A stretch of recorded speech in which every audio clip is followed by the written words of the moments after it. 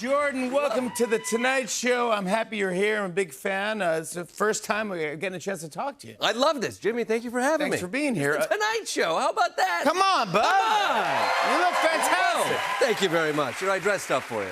You were telling me backstage that you re-broke your foot, but because I just watched your special, MAGA: The Next Generation on Paramount Plus. Thank you very much. And you have you're wearing like a boot. Yes. I did the entire special with a broken foot. They say there are no heroes, and they are wrong. Wow, that's really you really are unbelievable for doing that. They're wrong. Yeah. It was the third time I broke my foot. I broke my foot once doing CrossFit. I broke my foot 6 months later when I couldn't get a seat at a bar, so I stood for 2 hours and re-broke my foot. By just standing? By standing. This is what happens when you don't have enough swag to get a seat at a bar. You stand for too long and your bones break. Wow. And then this third break, I don't even have a story. It just happened. And that's what happens. You get old enough where you don't have a story for your ailments, and nobody cares enough to go figure out how it happened. You don't even look that old, though. You're still young. I'm 59. No, my gosh! Wow, I can't believe it. Yes, yes. You've been on the Daily Show 11 years now. Yeah, just about. That was. Yeah. I got hired on, and then I went away for a little while. Had to find myself in the woods, and I came back. Yeah, you really did. Yeah. But yeah, it was about 11 years ago. Do you remember your first day on the Daily Show? Were you nervous? Super nervous. I mean, it was a dream job, and I basically auditioned, and 4 days later was on the show. And I remember showing up, you know, full of confidence and energy. And I get in there, they're like, we want to get Jordan on the show today.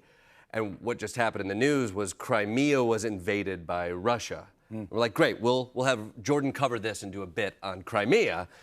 And immediately I'm like, what is Crimea? Yeah. Is it a thing? Is it a place? Yeah, where is it? Yeah. I go into the office with Jon Stewart, who knows where Crimea is. Yeah.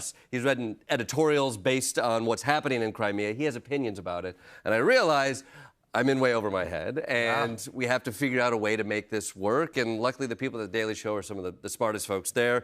Crafted a bit around me being overwhelmed, being put in a place for their first time, like Crimea, on their first day on their job. And I remember brainstorming with Jon, like the process is you're writing this up until the last moment in a rewrite, and nervously throwing out ideas. And in my nervousness, I called Jon Dad, because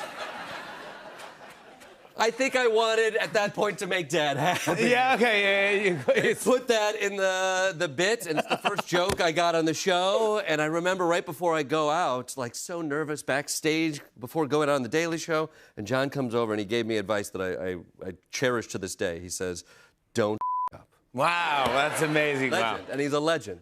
He's one of the nicest guys. He really is, in the business. Yeah, and super helpful too. I'm assuming He's smart as a whip, short as one as well. Very tiny man. Tiny man. But yeah, I mean, honestly, the late night world is full of such thoughtful, smart people. And I feel like, I will say, in seeing everybody get together even a couple weeks ago on Steven's show, to see everybody there, I think it's a good team to be a part of. Yeah, we're very lucky. Yeah. I'm lucky to be doing this with you. It's so many smart, insightful people. You do great stuff. You're known for a lot of your viral man on the street stuff, where you interview Trump supporters at his numerous rallies. Do you ever feel like you've ever changed anyone's mind? No. Okay. Yeah. No. No. I mean, it's a rarity to find that out there. It is. I will say, like, that's not our intention. When we go out there, our intention is to find some comedy and some hypocrisy, to find the funny. Yep. I will say a few months back, I went out there and somebody was at January 6th.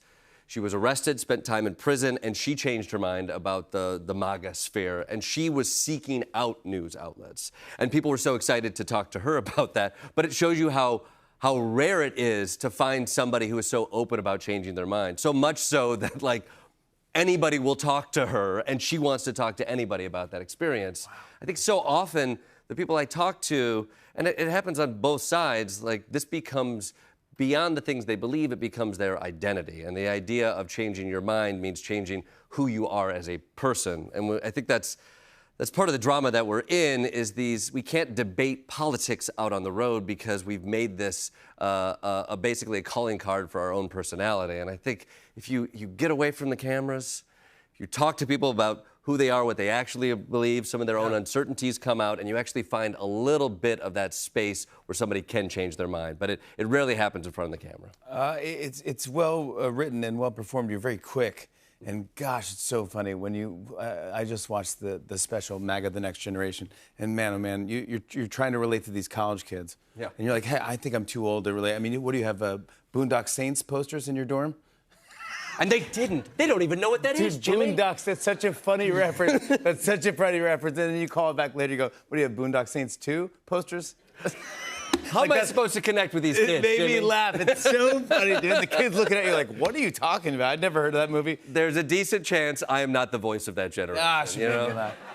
There's a decent chance, but man, it's very great. It's so entertaining. I want to show a clip. Here's Jordan Klepper in his special. Jordan Klepper fingers the pulse. MAGA: The Next Generation. Take a look.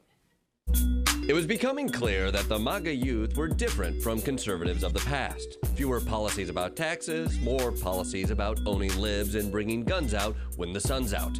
And that was never more evident than on the shores of Trump's first big accomplishment. Spring break, Gulf of America, let's go. The drinks taste a little bit colder. The sun's a little brighter. Yeah. Really awesome that he named it the Gulf of America. This is the Gulf of America. This is the Gulf of America. To everybody. To everybody. Except for the rest of the world. Yeah, they got their own oceans. It feels amazing. It feels like the greatest country. It feels like the greatest ocean, the Gulf of America. It's amazing. Look at this. Look at this. It feels so good. It makes you almost forget the stock market was down 800 points yesterday. Jordan Klepper, everybody. You're so good. Catch his special, MAGA: The Next Generation on Paramount Plus. Chance the Rapper performs after the break. Stick around.